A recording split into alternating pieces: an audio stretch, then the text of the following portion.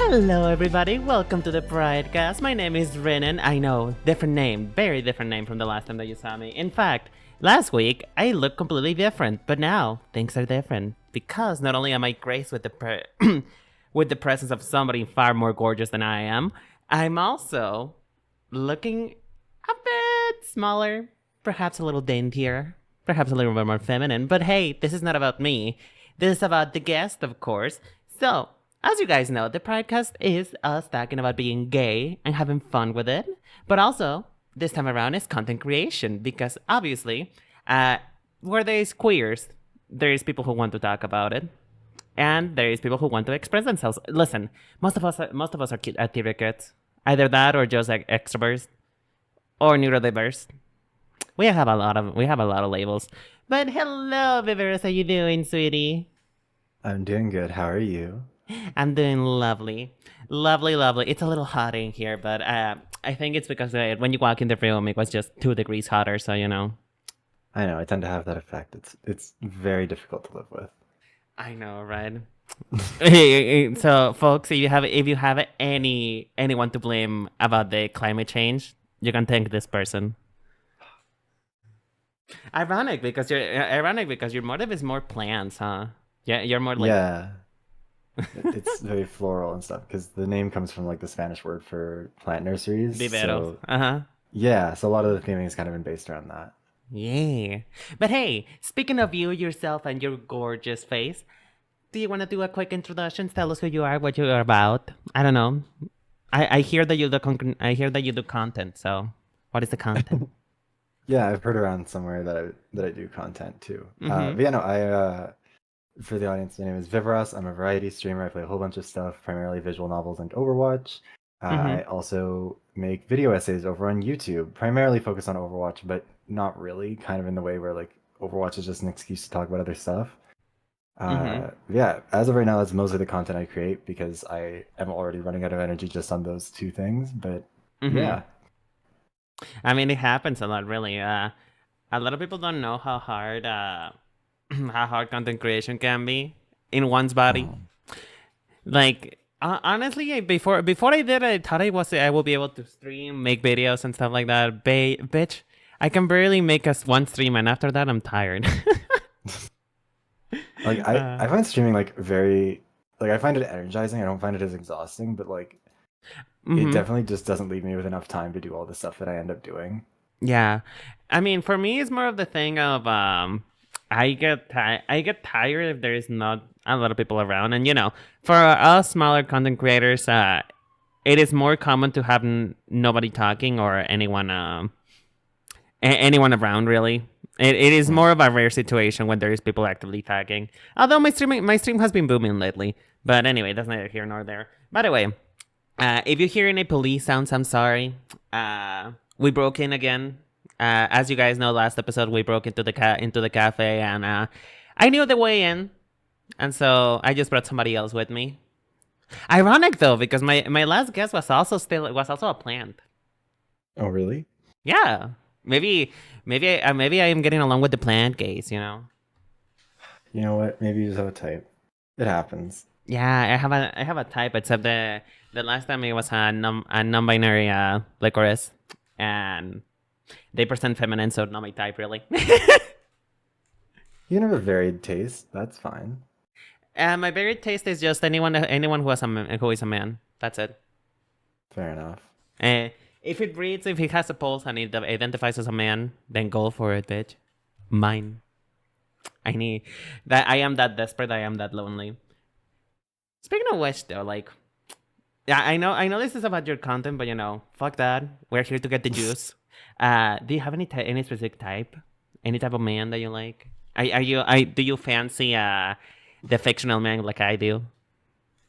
Are we talking about like body types or just like types in general? Just type in general. Honestly, I could care less about body types personally. I obviously there is some particular body types that I'm not particularly attracted to, obviously, but there is also some. Most of the time, I don't care. I'm talking about more like, who's your vibe? This is grinder. This is the grinder the Tinder dates now. So you have to make a profile. What do you put in? Oh God. I think for me, my thing is like Uh-huh. I tend to kind of flex to the vibe of the person that I'm dealing with. So like, Um. yeah, like if somebody's more outgoing, I'll kind of go to match that. If there's somebody who's a little bit more of a homebody, I'll kind of end up matching that. It's not like a Mm-hmm. deliberate thing. It's just kind of like as time goes on, Mm-hmm. as I'm talking to the person or interacting with them, that just kind of ends up being what works best. I guess I'm a bit of a Mm-hmm. people pleaser that way. But yeah, my type is kind of just about anything, so long as it's like someone who's confident and someone who like Uh-huh. knows their own deal and is doing that the best they can. Like nothing is as much of a turnoff as a guy who's like putting on an act or putting on a character for what he thinks is like Mm-hmm. a good or like what he thinks will work for me. You know what I mean? Oh, so you know what? Thank you so much, everybody, for coming to the podcast. I'll be going now. Bye. Bye. I just mean more so in terms of like being yourself, as Not being corny as that fake. is. Uh-huh. Yeah, like because I feel like it's a thing like a lot of guys will do. I feel like as I've gotten older, it's been less of a thing, but Mm-hmm. definitely younger guys have Uh-huh. an issue where they'll just be like they'll assume that they need to act a certain way or behave a certain way in order to get your attention, and Mm-hmm. like it won't be something that comes naturally to them, and Yeah. that's what's unattractive. So long as it comes naturally to you, then that's generally better at least. Okay, so folks, as you heard, if you're a genuine bitch, he legs open, open for business, as it says. I'm a bigger bitch than they are. I'm 100,000% certain. The project I'm working on right now is like a 25,000 word video Mm-hmm. essay just about how much I hate a game. So like, Oh, oh, girl. Honestly, I me promise I can too. read better than. Listen, even right, I'm not naturally mean. I try not to be mean to people, right? Um, Hmm. it comes right out of my mouth. I guess I have poison in my mouth. But I am holding out right now because we've known each other for a while, but also we Hmm. don't really know each other that well. That's right, folks. I'm just making people for their content. But I try to be as genuine as I can without being mean to people because I know that not a lot of people are for banter. Not a lot of people care. Or Hmm. a lot of people don't prefer not to be part of such jokes, right? Hmm. Which is why I find hard to relate to people because I'm just that way. It comes out naturally to me. I like bantering people. It's just that is the way. If I banter with you, you know that we're close. Because if I'm treating you like silken white gloves, then you probably know that I'm not that as close to you as we should be. Hmm. Yeah, no, I'm the same kind of way where it's like Mhm. if I'm bantering with someone, it generally means that I like that person. If we're friends, then I'll banter, but I also have a rule with my friends where it's like if it does go too far, if the because like I don't really know. One of my friends said Mhm. once upon a time he said like when you're being funny, you're Naomi Smalls, but when you're just being a cunt, you're being Violet Chachki, and I was like Oh that's come. fair. Okay, but here's the thing, though. Being compared to Violet is, Yeah, I was like you know what? that's still It's like a not a compliment. yeah. I was like she's mean spirited. Sure, she's good at being awful to people if she wants to be. Sure, but also she is good at what she does. So like, Yeah, it comes yeah. from. Wait, honestly, speaking of drag race and all that, like, I think people don't real. I think nowadays, in particular, although my mother insists that it has always been a thing, but I've noticed it more nowadays. People don't appreciate honesty. Mhm. They really don't. They prefer sugarcoating, and that is honestly that's the reason why most people don't really get along with me because I am unfortunately horribly honest. To the detriment of some people, I tend to lack tact. Which Mhm. is why I don't have so many friends. So I think when we met, actually, we kind of had like a little brush. Said possibly. Oh yeah, because we were playing Overwatch together, which again, not really a good way to make friends. you know, it might cause some tensions, Yeah, well, but you know, I think it helps because then at least I know what kind of a person you are, mm-hmm. and I think it's good to know that in advance. Because some people, they'll seem nice and friendly, and then you play a game with them, and you're like, oh, you were just a massive asshole. Like they'll get in VC to yell at random people, and you're like, oh, okay, so Mm-hmm. that's who you are. You're that person. I got it. Yeah, yeah. I You got to generally, find that out to start. I mean, yeah, that's true. Yeah, most people, including myself, at some point do have or had before, sugarcoated things a little bit to just because you want that person to like you. But Mhm. as the more I grow on, the more I realize that if I do that, then what is the point? What is the point of Yeah, having friends? like putting your best foot forward is definitely still valuable and still like a good thing to do. But just like, make sure it's still a version of you. Speaking of being fake and whatnot, did you also feel the need at some point to be somebody you're not?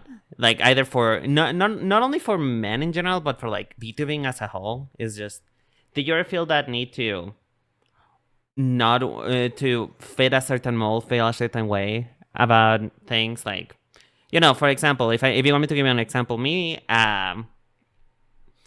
I purposely made myself more masculine in the past because I was afraid that people wouldn't like me too much if I was a little bit too femme. Mhm. Have you felt that kind of pressure before in your VTuber career? In my VTuber career, no. I think it really helped me because this is not, I guess, Mm-hmm. like the first time I've tried making content. Like I did it back in, I guess that would have been 2017, 2018, Gee, when I olden was, days. yeah, well, when I was much younger, Mm-hmm. I was like, what, 19, 20. Uh, and definitely at that point in time, I felt like I needed to like put on an act. I needed to write in jokes and scripts that didn't really match who I was. I needed to like perform a bit more of a character that wasn't me. Mm-hmm. And it just it weighs you down more and more than you Mm-hmm. or weighs you down more than you realize it will, and it Mm-hmm. piles on, it adds on to burnout. And so when I started up this time, I didn't Mm-hmm. initially start out as a VTuber when I kind of came back to it, but Oh I yeah. once Uh-huh. yeah, once I started doing VTubing properly, that was kind of when I like to me that was sort of why I have the model, Mm-hmm. because the model is still me in that sense, like it's still who I am, but it's also something I can take off like a Mm-hmm. like you go to work at Starbucks, you put on the apron, and then when you're done your shift, you take off the apron and you can go home and you're no longer a Starbucks barista, you're just you. And that was Yeah. kind of how I viewed the model, where like I wanted to still be me on like a fundamental Mm-hmm. level, I guess. Mm-hmm. But in terms of like uh who that like what that work presentation of me would be, like it's Mm-hmm. still fundamentally me, I guess, in that way. Mm-hmm. And I think to me, I think that that's a it's kept me sane, but also Yeah. it's I think just made it easier to do and made it more enjoyable. And I think I don't know. I think in general you make your best content when you know who you are and you know what your voice is. Like back in the day Mm-hmm. when I did it the first time, I didn't know who the fuck I was. I didn't know what my, and again it's so corny to say this when I'm talking about like video essays about Overwatch, but like I didn't know Mm-hmm. like kind of what my perspective on things was, or like what my voice was or anything like that. Mm-hmm. And so figuring that out and coming back and doing it again made it a lot easier because Mm-hmm. now I do know a little more about that stuff. I couldn't find a lot about you because well you're pretty secretive when it comes to these things. My last guest not so much, and the people that I've researched, they have a little bit history of the internet, but you did a complete like new start. So Yeah. what I did mean, you I used guess to do? it was pretty similar stuff. It was mostly guides and like Mm-hmm. it was sort of before video essays were like as big a format as they are. So some stuff was Mm-hmm. kind of a video essay, Mm-hmm. but it was guides to play Sombra. If you were like in the early days of when Sombra came out, Oh I guess it was yeah. probably like Wait, that about a explain. year or so Wait, into hold on. What was your? Are you comfortable saying the name before? Oh, my old name was also Viveros. The Mm-hmm. videos I used to make, it was like an actual guide to playing Sombra was like the ongoing naming thing for it. So it's an actual guide to playing Sombra versus different types of heroes, I feel like stuff it. like that. I feel like I. What? Was it back in the original Overwatch when she first came out? Yeah, that video would have come out in 2017, Oh, probably. bitch! I think I might have watched your video then. It's possible. It's really funny because like at this, like the videos I make now have gotten like that video I think topped out at about 50,000 views, which is a lot. Mm-hmm. It took like 6 months weirdly. Like I published it, it got 30 views, and then no Uh one huh. acknowledged it, and then And then I published some. around like March of that year. Yeah, and then like Mm-hmm. when I was at university for my first year of uni, Mm-hmm. I was like hungover as shit, like struggling to get out of bed, and randomly the video had gotten a ton of views, and so like what's funny though is that because that was such a specific topic and video and like Mm-hmm. attached me so heavily to that hero, I used to get recognized like in game a lot more, and there are people I know in real life who have watched those videos and have seen them, who like, and nobody has ever done that with any of my newer stuff, which I find really funny, even though those ones have done better. And even though those one have your model literally right there. Yeah, well, like, because I've never used like a face cam for any of my videos. It's always in the old days I just had like nothing on the screen. And You had a little sombra icon. Yeah, for the first 6 months, I had a little modified Sombra when I came back, and then I started doing VTubing. And then a bunch of people got weird about the fact that I'm doing VTubing, even though it's like. I mean, how different it is. VTubing. Yeah, like it was functionally the same thing, but people get weird about VTubing. You know, I think it has to do a lot with the fact that people think that we're just weirdos who are in a basement not really doing anything, even though most of us either have a day job, or have really important jobs. Like the amount of VTubers who are quite literally medical professionals. Well, and also like none of this is that serious. Like that's the thing that really gets me on my videos, where someone will be like, "Oh, I was enjoying this until I realized that you're a VTuber," and I'm like, first of all, like it's there from the start, but also you're watching a video essay about like why magic isn't real in Overwatch or why it should be or whatever. Like yeah, like fundamentally unserious to begin with. Why are you acting like I'm like ruining your esteem? Yeah, like why are you acting? Why are you acting like I'm literally the devil from the Bible? You know? Yeah, it's not that serious. It really isn't. But hey, that is just the way that the VTuber space has been. It's always been about appearances first, which is sad. But we'll get into that later. I do want to ask you though. You seem to be open about it. How do you find out that you were a fruit? Like, how do you find out? How do you find out that you were the whole Walmart produce aisle? I was one of the kids who was very in the closet, like kind of from the start. Like the first time that I learned what being gay was by being called F-slur, like that sort of thing. You can say bundle of sticks. Yeah, a bundle of sticks, sure. But like I really didn't it wasn't like one moment where I kind of realized, like there was a lot of stuff where it's like obviously looking up content online, looking up like or seeing like videos, seeing pictures, seeing whatever, and just kind of being like, oh no, this is not actually what's happening. I'm a very good liar, very good gaslighter. Oh yeah, I've been told that I'm very good at that, and so I simply gaslit myself into believing I was straight for a long time, basically. Oh yeah. And then I meanwhile looking at Fruit by the Loom longingly. Oh, never Fruit of the Loom. That's no, no, that stuff's old. Andrew Christian videos were the ones that I was going to. Oh, wait, really? Not Fruit by the Loom. Like I think I'm younger than you, and still that was my fail for a while. No, because I never really thought to go look for that stuff when I was a kid because I just never really did. I never would have considered that I should go looking for that, I guess, when I was young enough to be wandering around Walmart with my mom. I didn't say looking for it because I also didn't look for it either. It's just but when I got to look at them, it's just like, you know what? They're not that bad. I understand though your feeling of being in the closet. I went for like, did you also went for like the bi period? Like I'm not gay, I'm bi. No. I mean, like I guess in my head I kind of did, where I'd be like, watching videos of two men and a woman or whatever, and be like, I'm just interested in the woman. That's definitely what I'm here for. Yeah. And then eventually just kind of like, I definitely never out loud was like, I think I might be bi. It was always either like I'm gay or like, no, I'm definitely not gay. I'm definitely straight. Yeah, you're straight until proven otherwise. Well, yeah, because I think for me, the thing was like, if I admitted that I was bi, it was admitting the attraction to men. And if I did that, it was breaking the dam, and I might as well just admit it all. Because like that was the shame, was the attraction to men to begin with. Yeah. It wasn't the lack of attraction to women. And so, yeah, I was basically just like, might as well in for a penny, in for a pound. Did you also grow up in like the era of where being gay wasn't cool? Because now everybody and their mom is gay, even like Ariana Grande.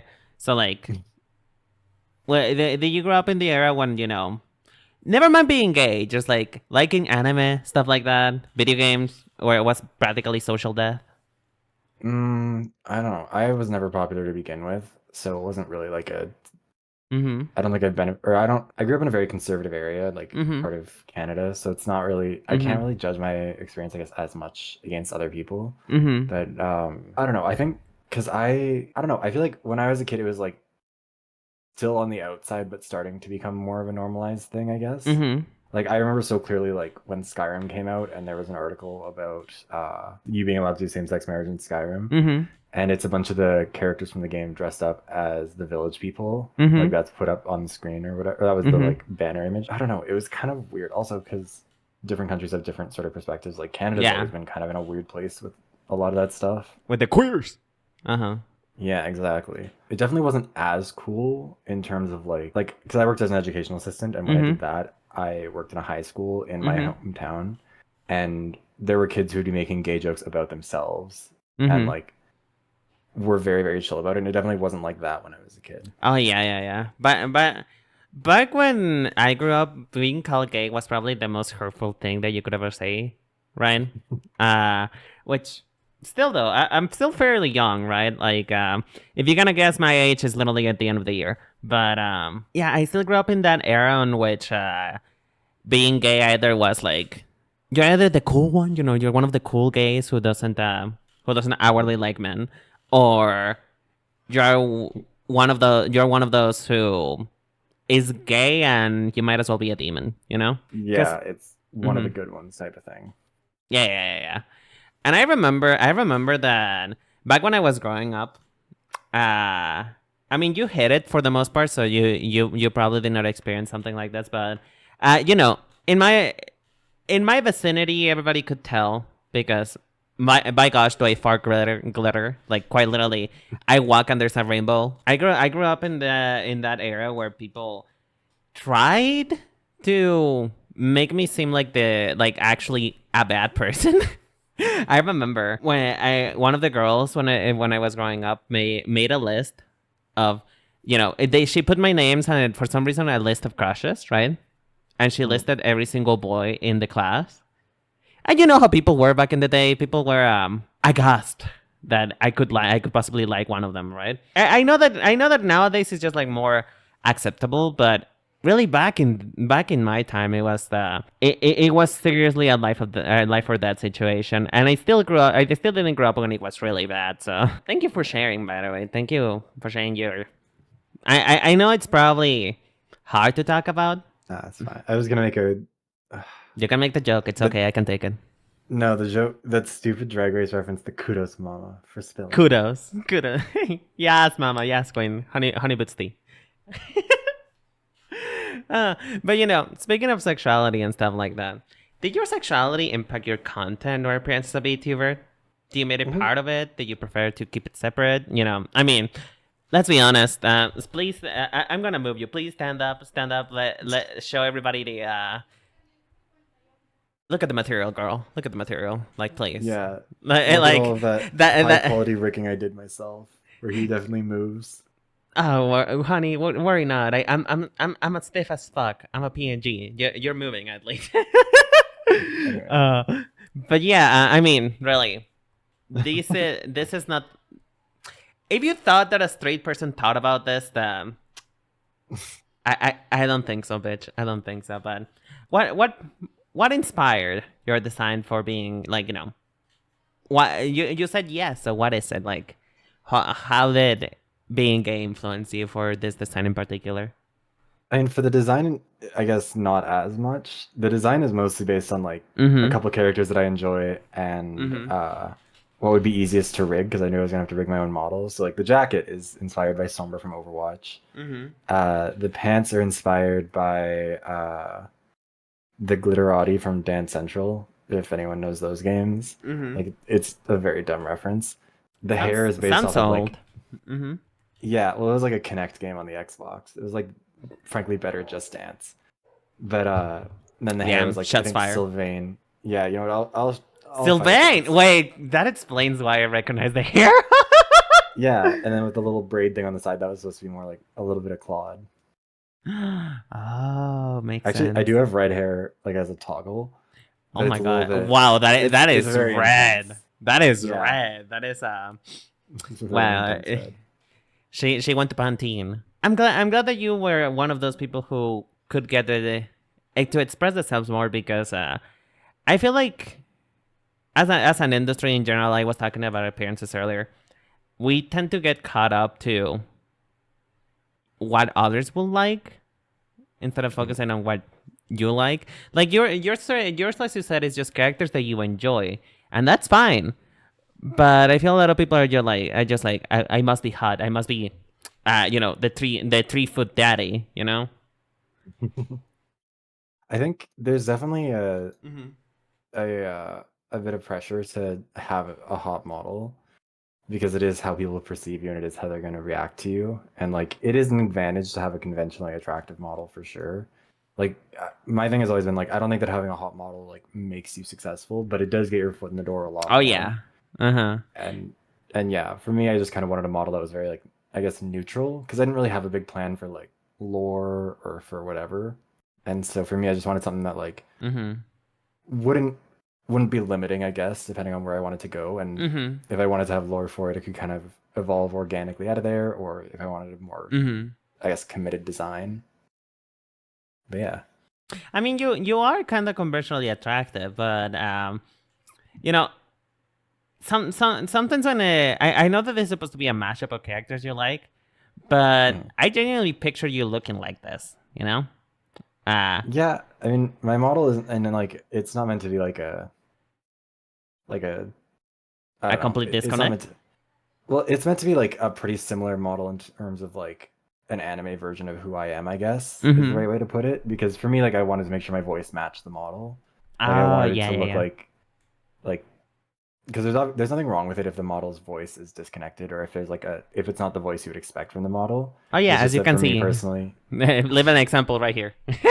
well, yeah, and I think like it's obviously it's everyone's own cup of tea. For me, again, it's like it's about what makes it the easiest to keep going, Mm-hmm. and like for me, yeah, like having a model that is mostly workable with who I currently am as a person is just kind of an easier way to go about things because then I don't have to worry about like trying to meet expectations or try and fill a role that I just don't.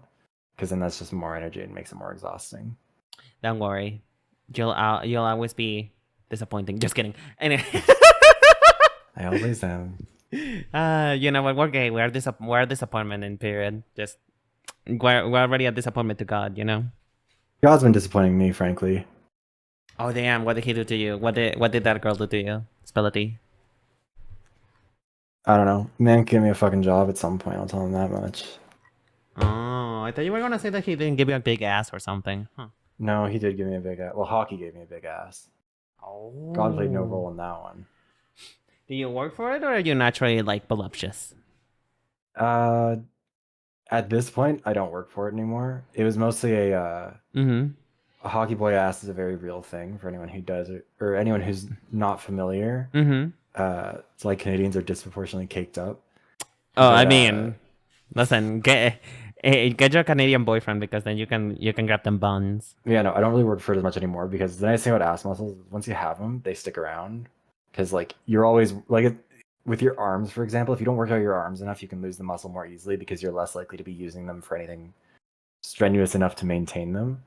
But legs are nice because like once you get strong legs or strong glutes or whatever, like obviously you still have to work them out, but they're getting a much more natural Mm-hmm. workout as you're like going through your day and walking around and stuff. So speaking of that, are you a fan of muscles? Do you are you a workout type of girly? Like, are you a gym gay? What I are you want to identify be. yourself?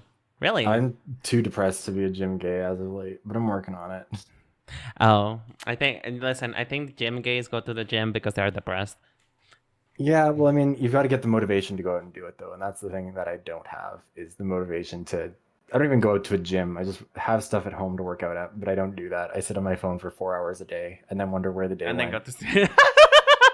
Watching TikToks for like 2 hours and then wondering, wait, I was supposed to work on a video today. What the fuck happened? Yeah, I procrastinate all that stuff way too long. By the Oh, time I finally get girl. to it, like Uh a huh. lot of my videos will be recorded and edited pretty much in one absolute fever rush to get them all through. Weren't It's you a having some lot. issues last time? With the most recent video? Yeah, I saw on Yeah. Twitter. My last video that I put out was a At the time of this recording, by the way. At the time of this yeah. recording. At the time of this recording, the most recent video I put out was something called "I did a study to gaslight my audience for science and personal entertainment," which was one where I did a study. I did a study last year about the Dunning-Kruger effect among Overwatch players, and that was a lot of Mm-hmm. fun. And so I wanted to do another one this year where I gaslit people and just gave them a bunch of fake numbers about how other people felt about Overwatch heroes until Mm-hmm. they got confused. And it took a lot more time and effort and resources than I expected. Like, it was basically all I did in March. Like, I woke up, worked on it until I passed out or had to go stream or something. Mm-hmm. It was not great. And I still have like canker sores and stuff from dehydration, Oh my but god, really? working on getting recovered. Yeah, no, it's bad. It's why I haven't recorded the audio for the next one yet. Man, you really are neurodiverse. That is like the mark of an ADHD person, working on something until your detriment. Yeah, pretty much. Speaking of neurodiverse and stuff like that, because you talk about it in a moment. You've been all about Overwatch in the start, but you were not a VTuber before. So what inspired you to join the neurodiverse queers who believe that on the power of anime and God? So for me, it was actually I didn't really know what VTubers were because I started making videos again when Overwatch 2 came out. So that would have been October of 2022. And I didn't really know what VTubers were. You are young in the sphere, huh? Yeah, I didn't really do anything with it, or I didn't really know anything about it until I started seeing YouTube shorts of people like Shoto and Vox and stuff popping up in my timeline. And then I saw that auditions were open for Hollow Live or for Hollow Stars Oh, did you try in to join? December. Yeah, I thought because my thing was like I don't like I would love to get a job out of this because job opportunities suck right now. Oh, tell me about it. Yeah, so I was just like, you know what? I'll apply and I'll see what I get. They watched the audition for all of 3 seconds, but it was the exact same day that I put out the video that it was like the fifth video essay I had made. It was about survivorship bias in Overwatch, and that one the same day, or like I mean, I didn't get the views until later, or a couple days later, but it was like 250,000 views. So I was like, God damn, if that video had only popped off before the audition, maybe I would have had a chance. That one got no views, and I didn't expect to get to get that job because like at that point I had 90 subscribers. Like I was pretty small. I was not well experienced. Also, my audition was dog shit. Oh yeah. Everyone's first audition is dog shit. Yeah, and so then I hadn't expected to get it, but I did realize that like I was a lot more disappointed than I thought I would be. Oh yeah. And so I was like, you know what? I'll see if this goes anywhere. And then Niji Sanji also opened auditions relatively soon after, and I auditioned for them. I think they watched more of the audition. They watched like 3 minutes of the audition tape, which was better than. That's good, actually. That's good. That means that they were genuinely considering you. Yeah, which is better than what I got with Hollow Stars. But that was when I still didn't hear back from them or anything for that one. So I was like, you know what? I clearly want to do this. I should figure this out. So I went and found a model artist, and that was kind of how. And then it was for the same reasons that I mentioned earlier. Like it's tough getting a lot of comments where people are, especially people are being negative. You know, not to take that personally and not to have your feelings hurt, which like people will say is easy, but like on that survivorship bias video, for example, that one has like several thousand comments, I think. It has 1,300 comments. And like that's a lot of people's opinions to have to take personally, even if they're positive. And so for me, going with VTubing felt like a way to make sure that this would be something sustainable. That like if people are hating on Viveros, then that's Viveros. It's not me, the person. It's this character. Like, yeah. So it can take the brunt. It's like the decoy in Pokemon. Exactly. So putting a VTuber model in front kind of feels a tad less personal, I suppose, right? As if it was just your voice. Because it allows me to be more expressive. It allows for a lot more fun. Like that was another thing too. Is like for YouTube videos, it's one thing, but for streaming, like I had a face cam for the first however long when I was streaming, and I didn't hate doing it for like on a fundamental level, but like it's hard to make yourself look good in terms of lighting, in terms of where do you put the camera on the screen, where do you do all these things, how do you have like an overlay that doesn't look corny as shit for like who you are. And VTubing solves a lot of that because it's animation. It's fundamentally a little bit unserious, and so you're in this position where you don't actually have to you don't have to abide by like what's not going to be cringe, I guess, because VTubing is kind of inherently cringe. To be a content creator in general, the cringe has to die. Like it has to if you ever hope to do anything, because as you told me before, worrying too much about what other people think, it's kind of gonna clip your wings in a way that you don't want. VTubers is just in generally cringe.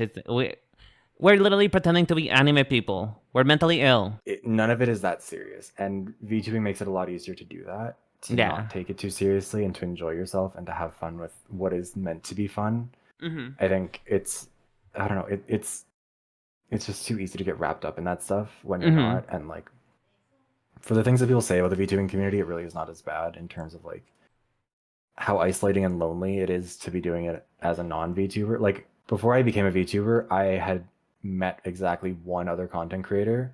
There was one other person I talked to, and that was only a little bit. Mm-hmm. And then after becoming a VTuber, there's so many friends I made, and it's I don't know. There's something that makes it a little bit easier when there's a little bit of disconnect, anonymity, but also self-expression. Mm-hmm. Yeah, I mean, VTubing is kind of like a double-edged sword situation, and when it comes to loneliness, right? I feel like that's something that most of us experience as content creators, because no one is ever really going through the same things that you are. Mm-hmm. Yeah, and that applies to quite literally any other part of your life. But content creation can be lonely because, especially if you're doing everything yourself, there is no communication. You're working longer hours than you really should be, trying to get something out, trying to make a name for yourself. I feel like part of the reason why VTubing can help with that feeling is just because we're literally the weird kids at the table. We kind of stick to each other, even if that is sometimes to the detriment of relationships. Looking at you, Twitter. I mean, I was a debate kid, so for me that was kind of like, I mean, I think that shows in some of my content, mostly for worse. But like, no, yeah, I don't it's know. not for worse. I argue it's for the better. Like Maybe. listen, you wouldn't be you without that experience. True, but yeah, no, I think it's I don't know. It allows for a level of self-expression that just isn't available as much, or at least not in the same ways. If you're not, and so that was, I don't know, that was really useful, especially like when it comes to sexuality and expressing your sexuality. It would be really fucking weird to go to like another human streamer and be like, "Hey, would you like to get art together?" Oh yeah. That shit would be creepy as hell. There's a lot more stuff you can do. I mean, it's already kind of hard to do it as VTubers anyway, because most VTubers see themselves in their model, therefore please don't sexualize me type thing. Which it depends, really. It really depends. You're right though. It kind of eliminates that barrier of like, first, wow, am I boring you? No, I'm just very tired. Am I really that boring to you? Damn. No, I'm just a sleepy guy. It eliminates that barrier, that first barrier of we kind of have to awkwardly dance around each other to figure out what we like, which it is there, but is not as present, because we're both within an understanding that we are not that serious. It's glad to know that we do share. I'm glad to know that we do share like the same perspective on the way that VTubing can be, because I feel like I said, most people like just stronghold themselves into what would put them in the door first, like what would put them to be in the elevator pitched so that somebody would watch them, which is your appearance. But I feel like it shouldn't be that way, because sure, it helps to be relatively attractive, but how much is that gonna do for you in the long run if you eventually just find that you are not comfortable in the body that you're inhabiting, or in this case, in the VTuber model that you're playing as? Like, I mean, also there's that element of like, and I'm sure you've had this experience too, where you see a VTuber with a very attractive model, you follow them on Twitter, and eventually you see, hey, they're live, and you're like, you know what, I'll go check it out. Then you go watch, and it is someone who does not have a great deal of personality and is not particularly entertaining, and you're like, oh, so it was just an expensive, attractive model. Gotcha.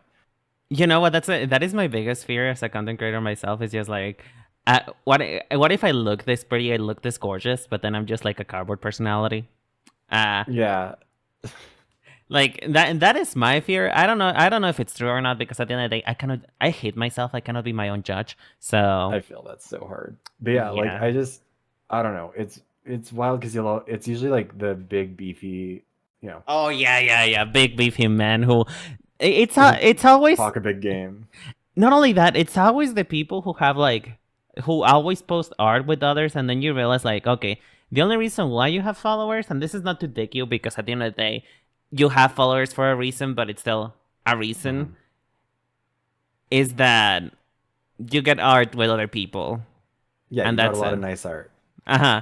Which is fine. That is a marketing strategy, but Hmm. I mean, it's a it tax write-off. It's tax season. If you're uh-huh. getting art for your model, say the words out loud that you are a content creator and this is your business. That art is a tax write-off. It's promotional material. It's artwork. Ah, hell yeah, hell yeah. I just went through all of mine for that. It is. Did you really spend all of your notes? Well, I went because I was recording some footage for a video anyways, Uh-huh. so I couldn't do anything on my computer for a little bit. So I was just going through my PayPal and checking how much I spent on art last year. How Just much? like, Give us a number. let me do the conversion. Hold on, because it's in Canadian dollars right now. Give us the scoop. Give us the scoop. Uh, about 2,800 USD, Oh my including my god. model and including all of my branding and stuff Okay, like that. So okay. That yeah, I was about to yell the at you, model but was like the model was about 800. The branding oh, stuff was about 400, I think.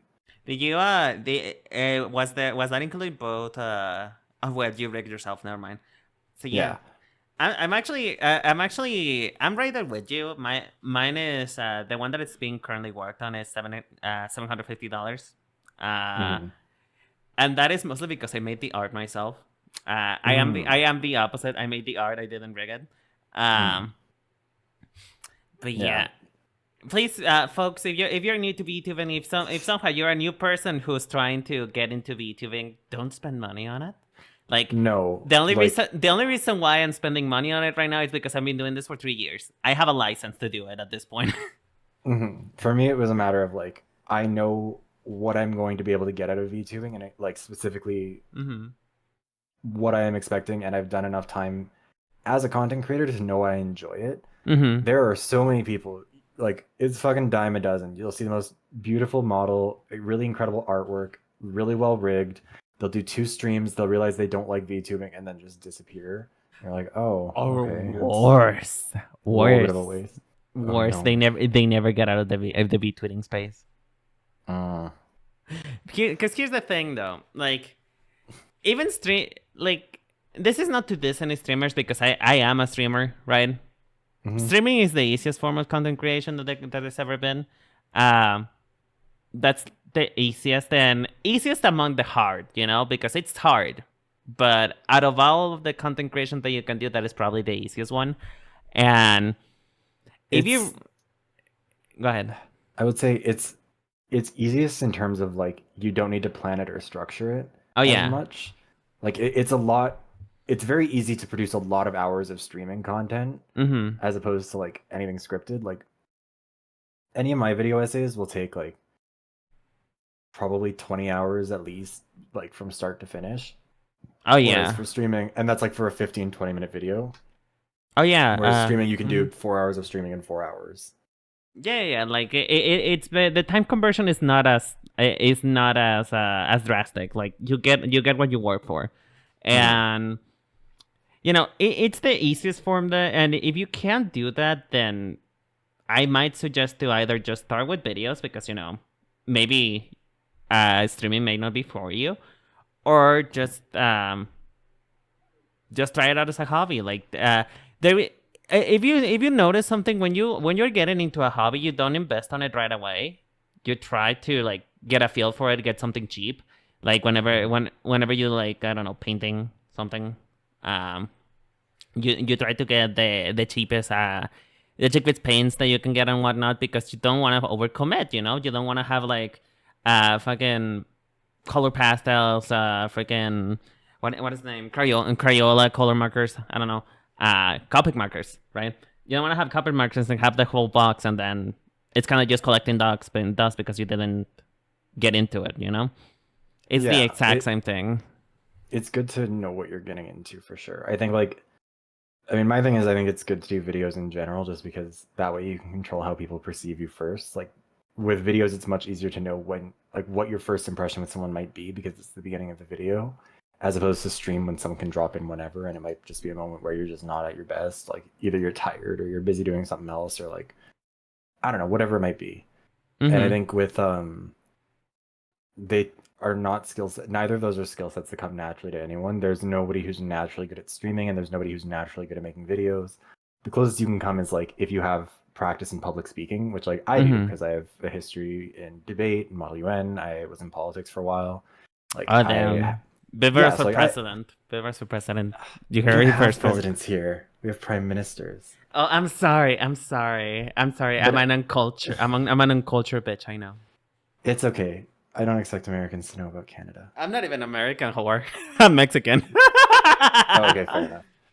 Still, nobody knows about Canada. But no, like, honestly, I thought it was just I thought it was just Iceland, you know. God damn it. Anyways, but yeah, no, like none of it is something that you're gonna be naturally good at, and it's not something you're gonna like. You can think you'll enjoy it, and there are a lot of people I know who like thought they would enjoy streaming until they started doing it and realized like, oh, this actually is like, this isn't just easy. Like again, for me, like streaming is very like energizing. Like I find like I'm kind of that sort of. Weirdo. I'm an extrovert, but I don't like to bother people, and so when people show up to a stream, I know they want to be there. Exactly, I am the exact same sister. We really are the same person. Like at this point, I might as well dye my hair blonde. Oh my god. I am the exact same way. I don't want to bother people. I don't want to. I barely tell anyone when I'm live because I'm like I'm sorry if you wanna come watch it, it's okay. But that's.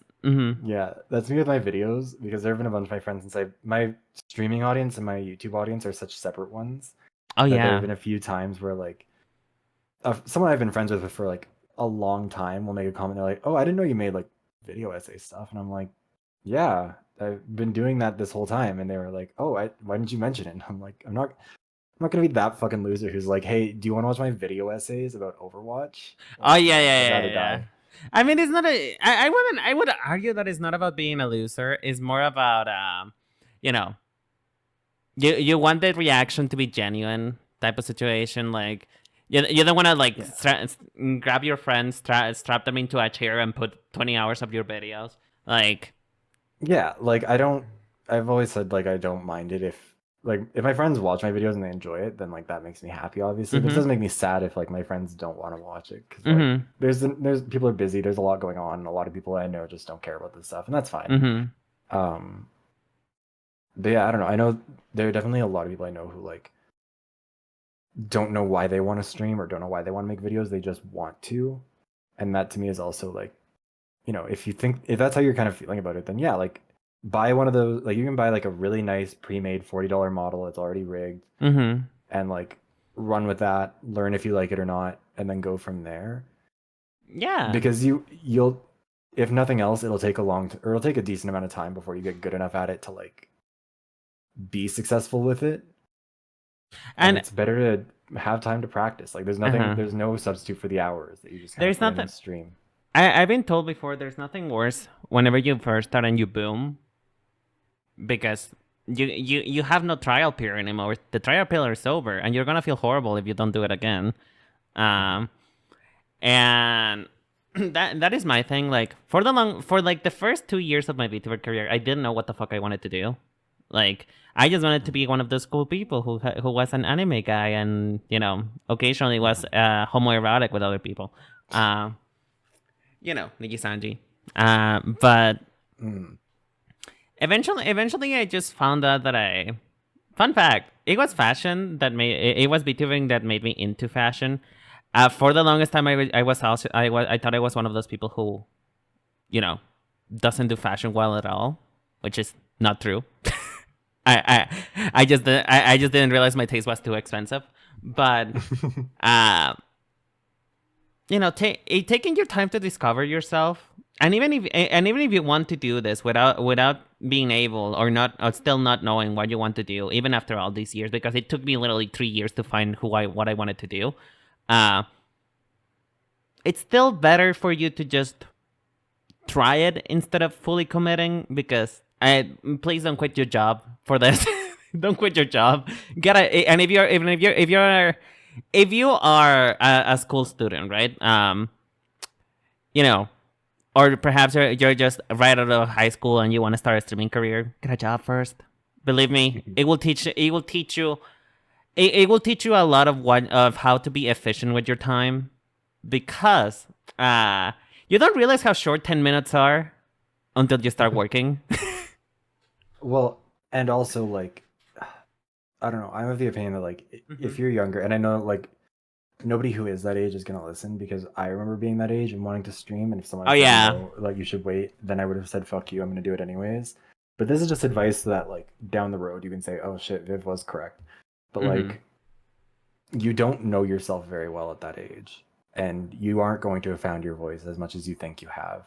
Oh yeah. Like, you're not gonna know what your sense of humor is as much, like it's not going to be that developed. You like if you're 19, 20, you spent a couple years in the real world, especially if it's been during COVID, like you haven't really gotten as much of an experience of adulthood, and you haven't gotten to learn as much and experience as much. And I think there's a lot of value in waiting until you're a little bit older. Like you don't have to wait until you're 50, but like, you know, waiting, like for me, when I started streaming again, I was 23, I think.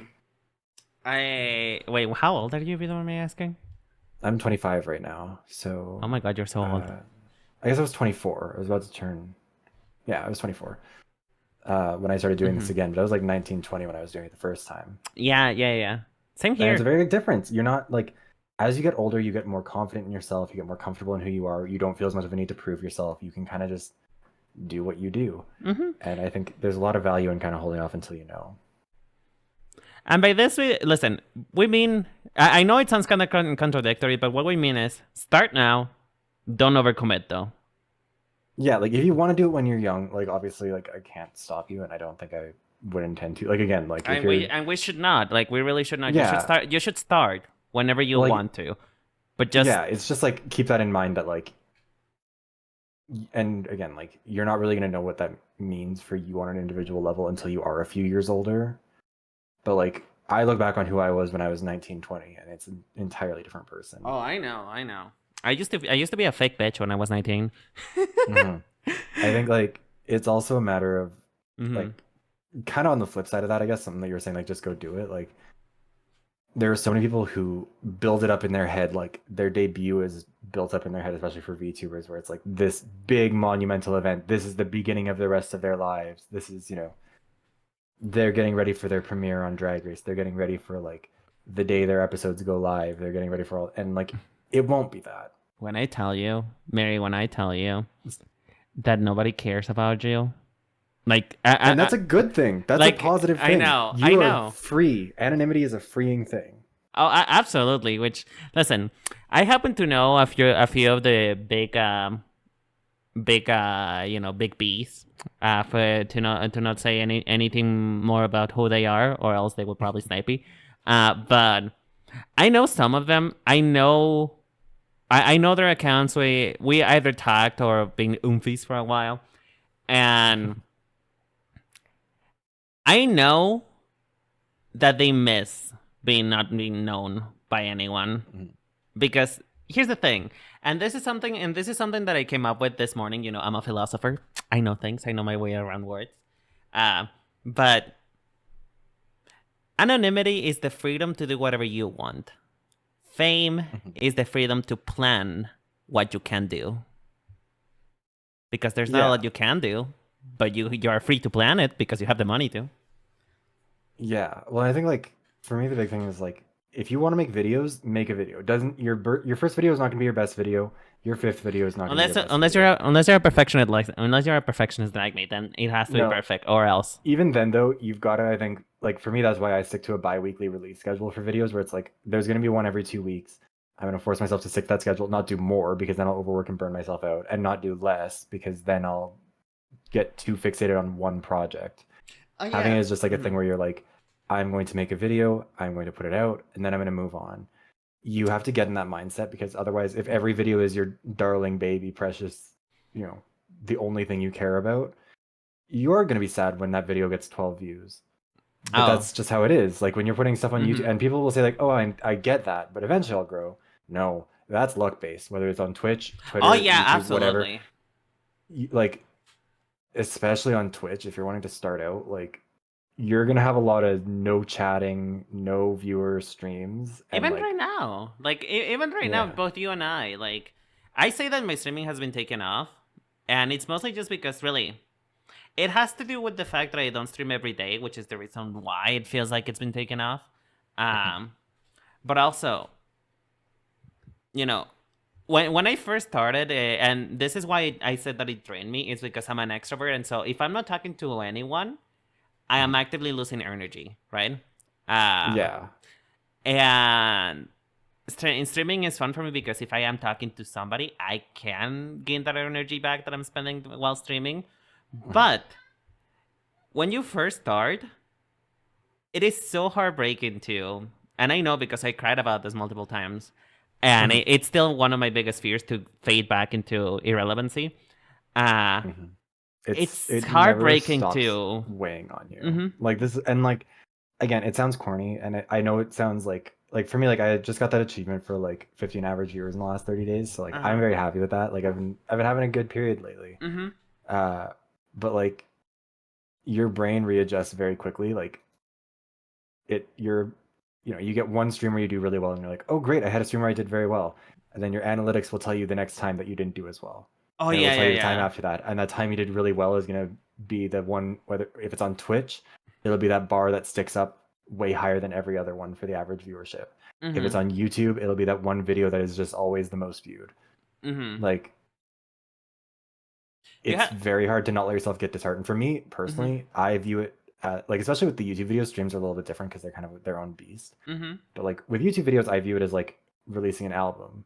Like Mm-hmm. not every track on the album, if it's like a 15 track album, is going to be a lead single. It's not going to be a second, third, or fourth single. It's not getting a music video, but that doesn't mean it's not a good song. That might be a deep cut. And like Mm-hmm. if you're in it for the long haul, if you're wanting to get like fans invested in you and you want people who care, the deep cuts are what those people care about. Oh, believe me, believe me Like when I tell you, and I know this because, like I said, I am big on self sabotage. I am my own worst enemy. Whenever you think you're doing the worst, will always be somebody who thinks that that is the best ever thing that they've ever seen. and like you can always improve. There's always things you can do better. But like Mm-hmm. for me, there will be people who come into my Twitch stream because like my YouTube presence is way bigger than my Twitch presence by Oh like yeah, absolutely. By tenfold. the way, this is a big deal for me. This is a Korean advancement for me. Not as much for him. He doesn't gain anything from this. Like all he gets is it's that little cup of coffee and perhaps I don't know, maybe a blowjob. Like I'm kidding. Please. God damn, the under the desk support. You'll have to get in line on that one because apparently there's a few.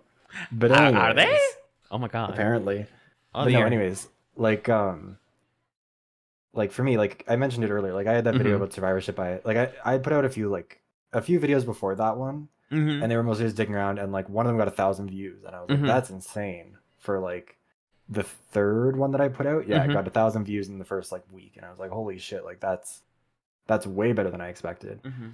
And then the fourth one did dog shit numbers. And I was like, that's more reasonable. But then the fifth one got, it was in around Christmas time of 2022. So that Mhm. one got like 200,000 views by the end of the month. Mhm. Came out in mid-December, and then like over the rest of the, since then it's gained another 60,000. Mhm. So it's like that's a lot of views. That's a lot of pressure, and nothing I have put out has come close to that. I haven't had a single video cross 100,000, much less Do 200,000, you do and that you one just do sits there. do you ever feel like you were talking about every video being your darling baby and whatnot, which is something that I fail at because well, I just I put so much of my creativity right there that it kind of hurts me. It's like, but you don't like my artwork anyway. Hmm. But have you ever felt complete like actually? I'm talking extreme emotions because that's how I feel them. Have you ever felt completely and absolutely heartbroken that a video didn't do well? Oh yeah, for sure. Uh, there have been a couple of videos that I've done that I knew weren't gonna do well, and I was like, that's fine. It is what it is. But there were a couple I did a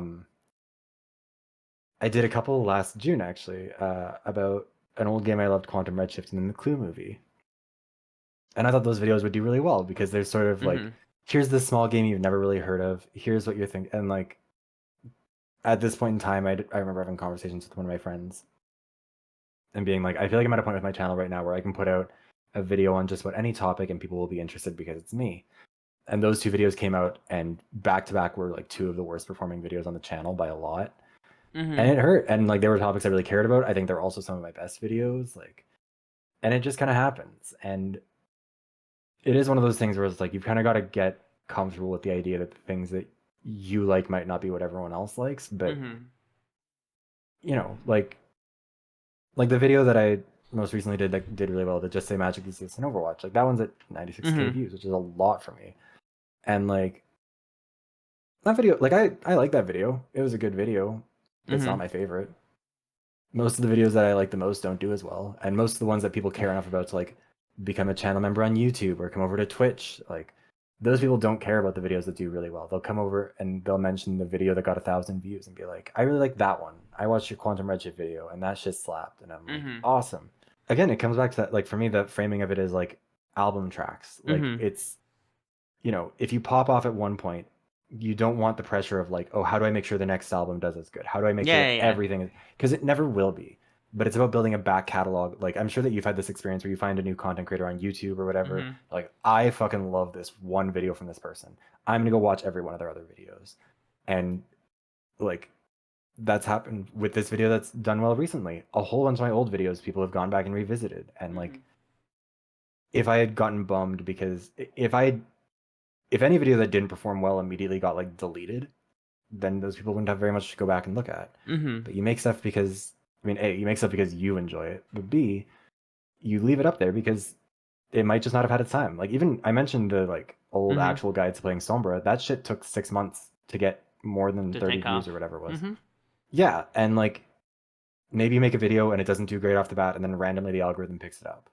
Like, if the like, honestly, the poor performance of a lot of videos on YouTube comes down to the algorithm just deciding whether or not it likes you. It happens. It's quite, like you said, quite literally luck. It is luck. So yeah, I guess the moral of the story is, you know, just try it, see if you like it. And I think, and this is like a sentiment that I've been having ever since I started focusing on making videos as well, is start with videos. Believe me, it's better bang for your buck. Like, you will feel a lot more rewarded because, listen, streaming is fun. That is quite literally the part of content creation that I enjoy the most, aside from scripting. It's just videos will make you feel more fulfilled because you're actually outputting something. Streaming, you're outputting something too. Don't get me wrong. Streaming's a lot more ephemeral. It's not like a It's like a TikTok video. It will disappear in people's minds after 2 hours. So yeah, I think like videos are also good because it forces you to reckon with what you sound like and what you're doing a lot more than like. Like, if you're on stream, like, most people don't go back and watch their VODs, or at least don't watch a lot of it. Like, you need to get used to not hating your voice. You need to get used to this idea of like, this is what I sound like. And like, you'll pick up on annoying things you do. I have picked up on many annoying things in my voice. Oh, tell me about it. Yeah. You will, my videos take a long time to edit because I will cut out every sound of like breathing or anything else that happens because I'm like, I can't stand listening to myself do this, but my mic just. Your mic just literally it's fun of your noises. Like, me too. It's a headset mic, so it's too close to miss them. Oh my gosh, it actually sounds really good for a headset mic. Oh yeah, no, it like, if anyone was looking for, I don't know what it's called anymore. It's been a long time since I got it. By the way, not sponsored. Not sponsored. Right, that's why we want to name the product.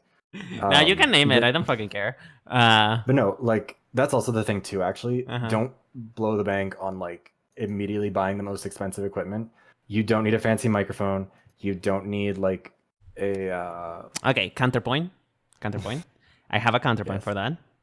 If you're making videos, you actually do need a decent mic. You cannot if you're gonna do it with your phone, which it's fine. But actually, phone mics they have quite good quality. They just have horrible sound proofing.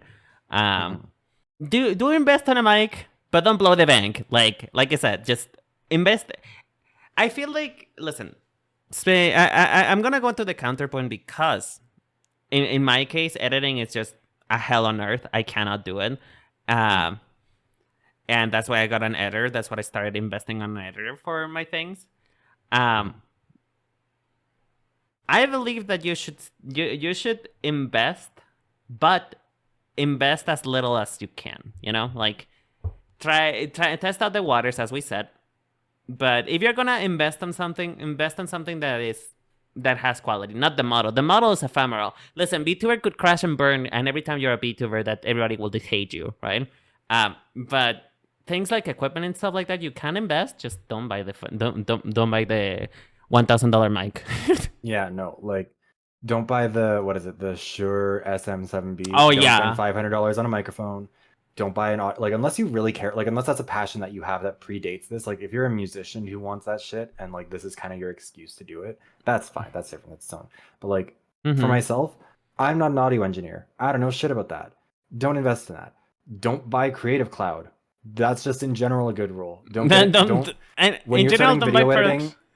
Yeah, no, don't get Adobe products. If you're freshly starting out, that shit's too expensive for you. Don't bother. There's like I use Wondershare Filmora, which like 12 people in the world use, but like it's a good program and it's quite literally DaVinci's right there. DaVinci's right there, and it's free. Like I will say also when it comes to editing in particular, this is kind of a side tangent, I guess, but like keep it simple, stupid is like or to live by if you're editing. Hey, listen. You don't have to attack me this way. I did not brought you here to attack me. I did not brought you here to tell me my truths. I thought we were having a fun time. How fucking dare you? But no, like when it comes to editing, like if you watch my videos have very minimal editing. It's simple. Of, like, they're simple as fuck. Yeah, and it depends on what kind of content you're making. In my opinion, the longer form the content, the less editing you need to do because you don't have to do as much. Like people are in for the long haul. Oh yeah, Whereas, like, if it's a TikTok, you want to do more. But like in general, if you are not proficient at editing, don't throw every transition that they have, like all the stock transitions. It's gonna go like Movie Maker. Yeah, you don't want to be given that vibe. Like it's like with a lot of stuff with content creation in general. I think you don't need to look fancy. You just need to look competent, even if it's simple. So long as you're doing a simple thing well, that's better than doing a simple thing or a complex thing poorly. Absolutely. Oh my god. I'm glad we'd see eye to eye to these things. Well, because also like I don't know. There have definitely been some times where you'll watch a video like I guess if you were spending all that money and you're getting all those resources and your videos aren't getting views or your streams aren't getting views, people will look at it poorly because they'll think like, oh, this looks off. That you have that you've clearly spent a lot of money, but you don't like. You want to look appropriately scuffed for the level you're at. Because if you're at our level, it's perfectly fine to have like a PNG tuber model, whatever, to have a live 2D model that's a bit scuffed, to have like overlays that are pretty simple, or to have like transitions that are pretty simple, whatever. Like, you know what I mean? Whereas like if you had a setup that looked like one of the like, Shoto has all these transitions, has all these models, has all these recolors, has all of these things. Like Shoto has a very elaborate setup that makes sense for who he is and the level of viewers he's pulling in, the level of money he's pulling in for this stuff. If you or I had a setup that was as elaborate as Shoto's for the like, it wouldn't look good. It wouldn't look good. Like we were just a rich kid who threw all their money. Oh yeah, absolutely. And there are a lot of those in VTubing.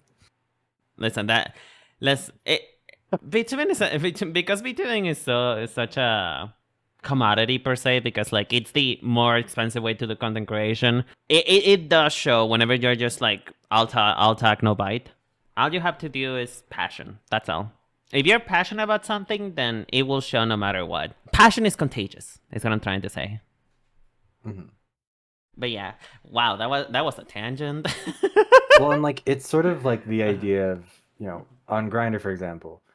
You don't want to oversell yourself on Grindr. You don't want to put like a picture that doesn't like that looks hotter than what you actually look like. Like you want to set expectations realistically. Maybe like if you're a 7, you want to set their expectations at like 6.5. Then don't undersell, undersell, but also sell. Don't oversell, but don't undersell. You don't want them. You don't want to open the door and have them like recoil and be like, "Oh, That's not what I like. You want to set people up to be pleasantly surprised by what they're about to see from you, especially when Yeah. you're smaller and you can't like rely on word of mouth and reputation and all that stuff. Yeah, basically. All this to say, what was the point? What were we trying to say? I think we Don't spend all your money. don't spend money. That's all. Don't spend money, but also spend money. Don't talk to people. Don't talk to anyone at all. It's nuance is the point. It's Yeah, like spend money up to a point. the point that we're trying to get us people is just don't spend money that you don't have, and if you're gonna spend money, spend it in the things that actually matter. Believe me, a handsome model will not carry. It will not carry you further than oh my. You know what? You can just go. It's fine. I'm sorry. I'm tired. No. I don't have any caffeine because I'm trying to cut it out, and it's giving me migraines and tiredness. But anyways, like Yeah. The point is, a pretty model gets your foot in the door, and that's it. yeah, that's it. No more. Anyway, okay. So, speaking of the B2Wing space and as a whole, right? And I feel like we talk about a lot of other content creators. Do you have any other queer content creators that inspire you? Like, is there anyone from any one of the gays who's like I look at them and it's like, oh yeah, that is what the vibe I want to give. I don't think there's anyone that's like the specific vibe I want to give. Like Uki was somebody who pretty early on I liked a lot for the fact that he is openly queer and is very public about it and all that stuff. And I don't know. It was never really meant to like model after anybody. I kind of just liked like seeing people like that made it clear like, okay, cool, there is room. And that was kind of, I guess, where it began and ended. But I was also not as big into VTubing before I started VTubing. So I kind of have learned more of the people now that I am one, as opposed to like letting them influence, I guess, who I was. Yeah, I feel yeah. I mean, I was a VTuber hater before I actually started VTubing. I was like, oh my god, those people pretending to be anime. Look at them. Oh, look at so the silliest cringe. people. So cringe. And then suddenly inside my heart was like, okay, but you want to be one though. And do you? We talked about it before, right? But I feel like it's now a good time to bring it up. You have made so many videos about queer content, right? Particularly in Overwatch because that's your niche. Which, by the way, what a niche to choose. But you talk a lot about being queer in Overwatch. In the VTubing space, which is technically your other niche, even though it shouldn't be, but it's technically your other niche. We have so many queer content creators, many of which are part of companies too. Do you think they should be allowed to express themselves outwardly? And if yes, how is it important? Like, should the queer content creators be allowed to express themselves? Like, quite literally be like Uki. Yeah, I mean, I think ultimately, I think it doesn't do anything but add to the process. Like, it is being queer is part of who you are. It's going to inform a lot about your life beyond just like the bare minimum.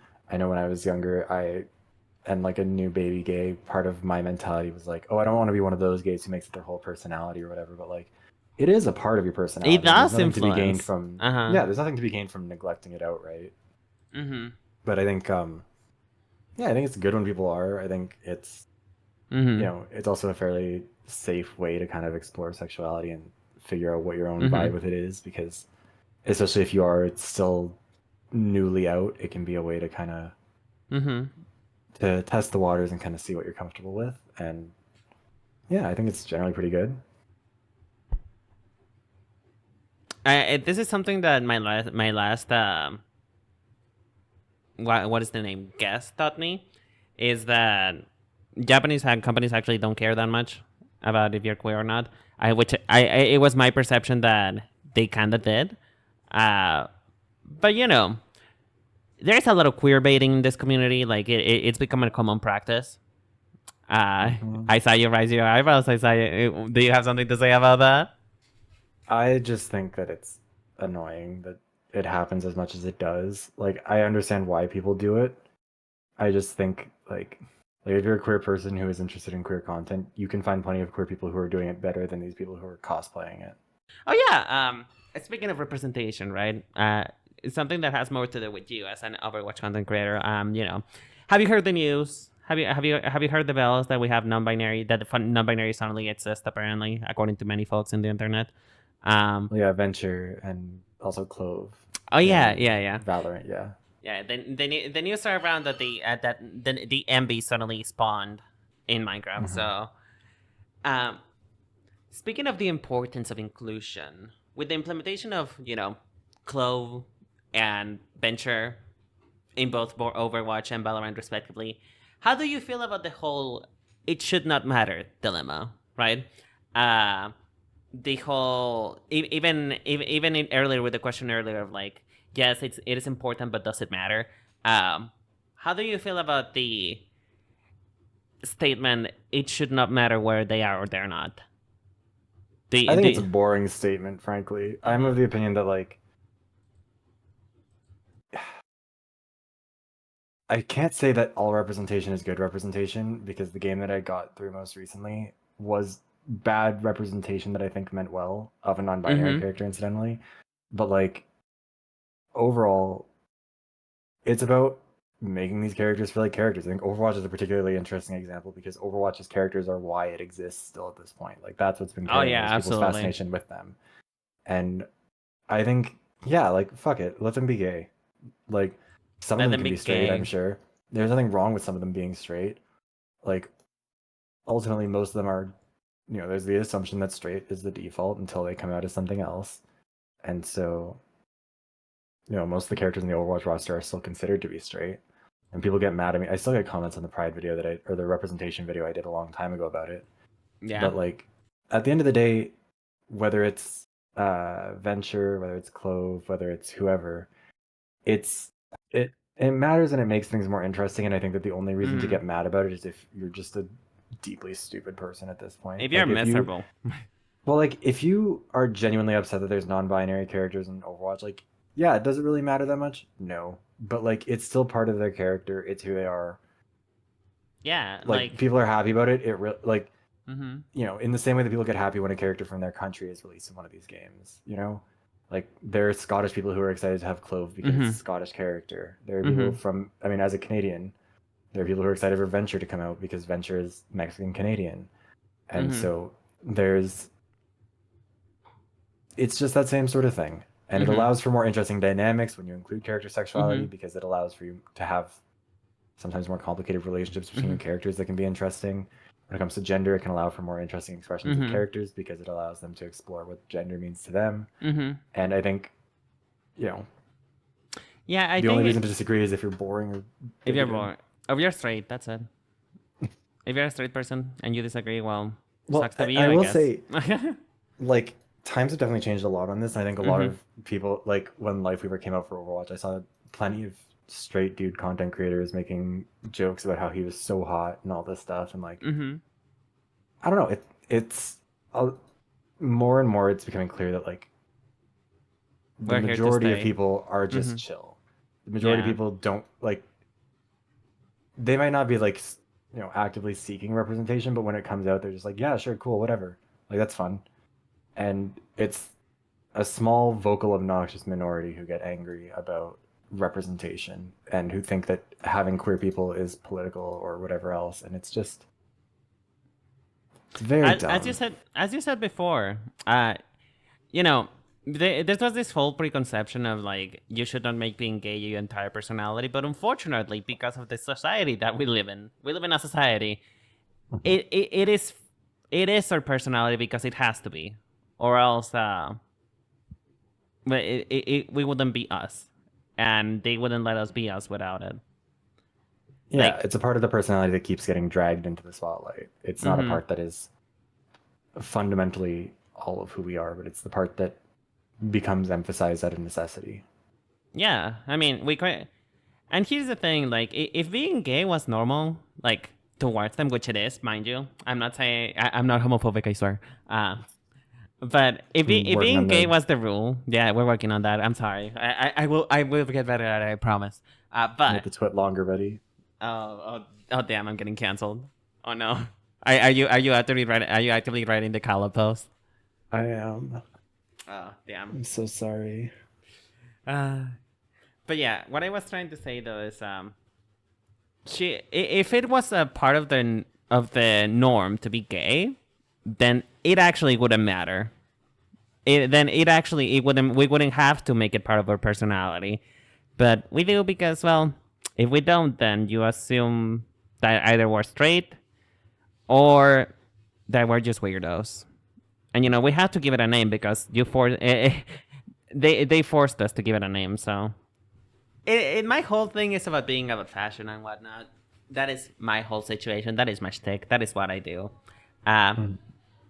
And we already talked briefly about it. But to finish this segment, do you wanna tell us about your fashion? We can it's clearly given Sombra, which it wasn't clear because it took me like 3 years to find out. But it's also giving Vocaloid, with those little cuff sleeves. Like, the Rinen Len. The Rinen Len, exactly. So we established that fashion other characters inspired the fashion that you're wearing, but like could you give us a show, like what else is there for Mr. Viveros? Like what is the fashion that you enjoy, and what is this outfit that you're wearing right now? Would you like to ever expand on it? Like maybe try to get another outfits? Yeah. Oh yeah, I mean I have a couple ones that are sort of Take off the shirt is what I'm asking. Take off the fucking shirt. Let me see the underneath. Fine. There you go. You can't see the rest of it. There's supposed to be a bodysuit that goes down to the legs, but unfortunately, my model artist did not complete my model's legs, so I can't do that. But you can see the bodysuit. We see it. I mean, if you've been anywhere on Twitter, on his Twitter, you have seen it before.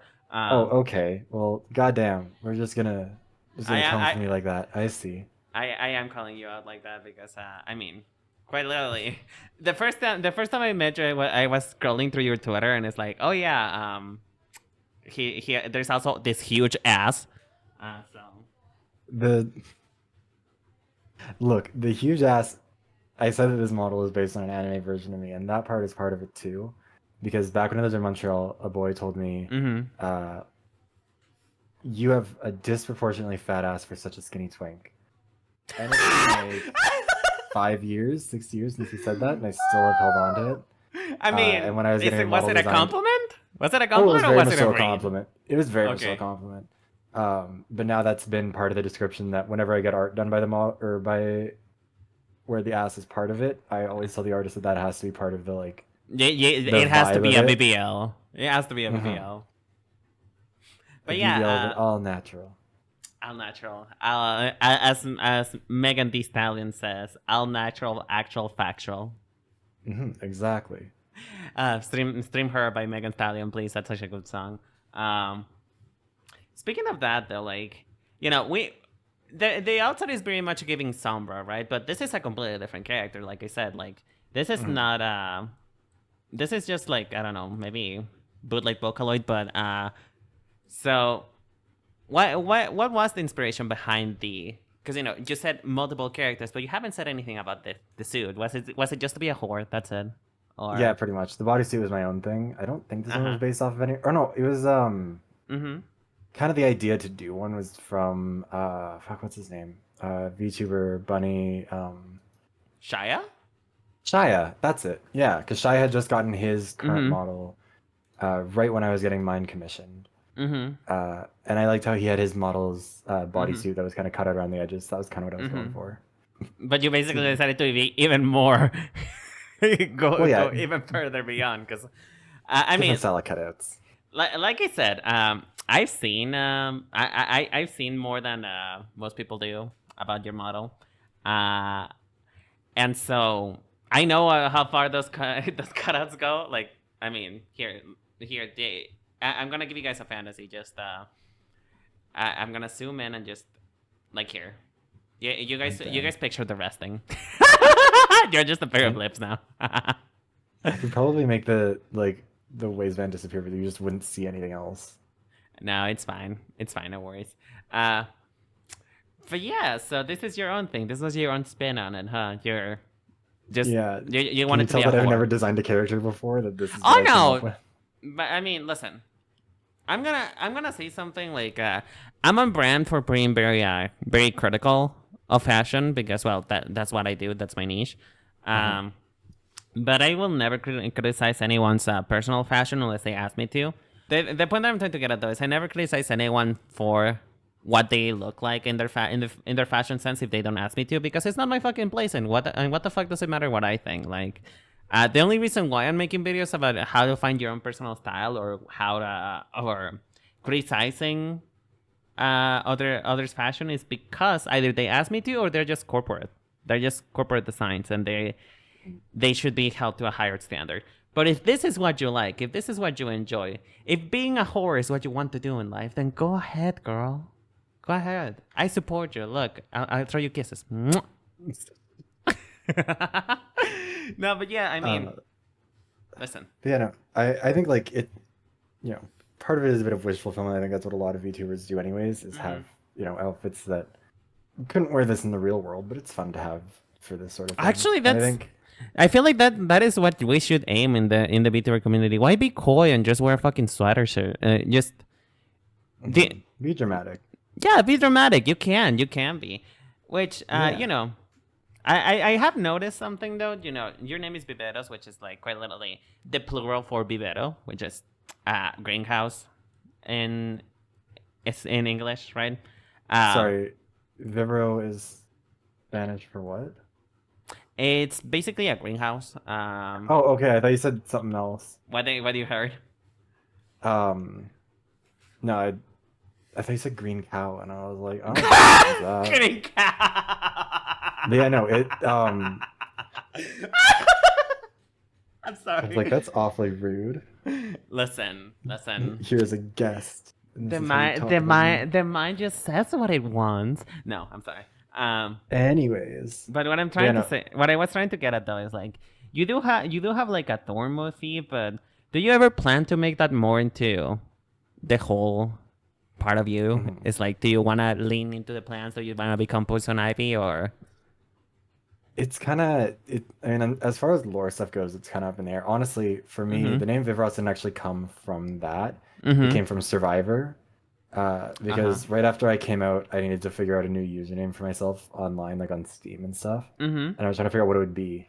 I was really into Survivor, and Mm-hmm. in Survivor Panama, Mm-hmm. they divided the tribes up by age and gender. Mm-hmm. So there was like Lamina was older men, Kasaya was older women, Mm-hmm. Bayonetta was young women, and then Mm-hmm. Viveros was young men. Mm-hmm. And so my freshly out gay self thought like it was very clever and funny to name myself after the tribe of young men. And so I've just stuck with it ever since. When did you find that? When did you find out that's the name of that Scarlet means greenhouse? How long I did it think I took? knew around it was right around the same time, honestly, because it was Oh. basically because like the Survivor wiki page has it listed as like because it doesn't come from it doesn't come just from the word. It comes from like different islands in Panama Mm-hmm. or whatever are named. So there's like an I like Isla de Mm-hmm. Viveros or something. Mm-hmm.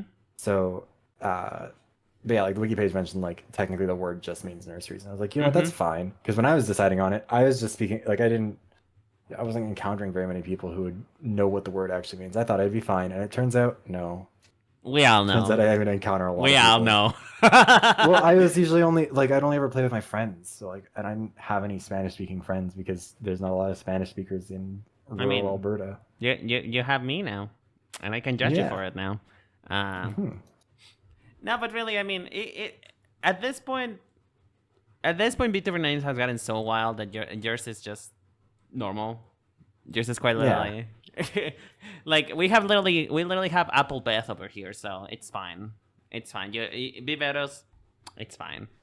But yeah, I mean, honestly though, I'm excited to see what you will do soon. Like, um, basically, I hope to get to see what you will become in the future, both fashion wise and content wise. Because I mean, like it or not, I do enjoy your videos. I am watching them. I No. mean, I had to watch them for this. Like, I had to watch them, and then I actually started enjoying them, and I was like, oh fuck, he's actually good at what he talks to, you know. That's all. You know what? Honestly, that's the best position to be in though, because I'm sure you've been in this position before as well, where like your friend is like, oh yeah, like I make music or I do this sort of thing, and you're like, okay, I'll listen to be an ally. But then you go and listen, and you're like, oh wait, actually the music is kind of good. Like I thank God. I've been told this is easy. Yeah, I've been told by that my friends too. It's just like you know, I have a lot of friends who don't watch streams because I mean we all have ADHD. We don't have the time for that. But whenever they watch my videos and stuff like that, they also tell me, dude, I didn't know you were genuinely this funny, and I'm like, oh, thank you. It's all fake, but thank you. Yeah, you're like, hell yeah, at least I got there. Yeah, exactly. It's just like, I mean, because at the end of the day, my scripts are jokes I think about myself. I am bad at thinking about them on the spot, unless I'm being mean to somebody. But I, you know, when I get proud whenever somebody actually genuinely says, I like what you did. It's just like, oh my god, I guess I'm not a failure. Is there anything else you want to talk about? I don't know. Maybe any last words? I don't know.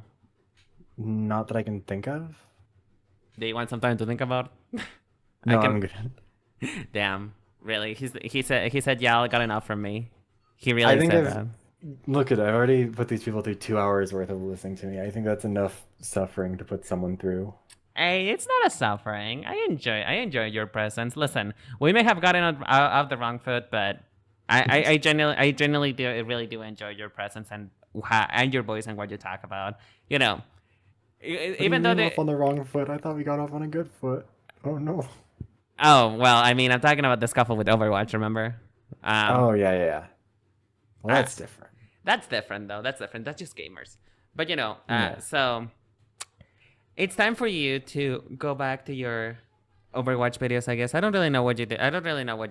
You have no lore, so I kind of roleplay. So if there is nothing else, sweetheart, thank you so much for joining me in this session. I really do appreciate it. Everybody, please go follow the man Viveros. He does amazing content. Like genuinely, I know it just looks like Overwatch shit, but it's actually he actually has good things to say. He's not just about Overwatch. It's about either the whole gaming industry or quite literally something that has nothing to do with it, but maybe it's loosely connected to Overwatch. But he makes a good point, so please go watch them. Thank you. I say I use Overwatch as an excuse to talk about other more interesting things. Oh, you do. He absolutely does. Which is again, I when I was getting into it, I was like, well, he mostly just talks about Overwatch. So what am I gonna ask? And then I actually started watching the videos. It's like, oh fuck, he actually makes really good points. Oh my god, I guess I have to recognize him. I guess. Yeah, exactly. I'm joking. But yeah, please go follow the man. And if you care about whatever the fuck I do, you know, hopefully by the time this comes out, I already made some videos. And if it hasn't, please do criticize me because that means that I procrastinated long enough. But you know, if you want to see more of this, there's another 2 episodes coming out after this one. Watch the previous one when I'm talking to Licorice and we're talking about sun-dried tomatoes and actually being gay too. But you know, it's a little bit more dramatic. And here we mostly just took with the actual topic of the which is, you know, you. So, like I said, thank you all for enjoying this video. Hope you come for the next one. And if you enjoyed me, please do subscribe. I talk about fashion and men most of the time. Like, you know, I have a really hot man right beside me. It's hard to stay concentrated when you have the boom window right there. So if you're gonna see me yell about men too, I do that in my channel as well. So you're so mean to me. You're so mean to me. Anyway, hope you guys have a wonderful day, morning, or night, and I'll see you at the next one. Bye bye, y'all. Anyway, so bye. I'm leaving you with the bill here because I gotta run. Bye. Oh, okay. Well.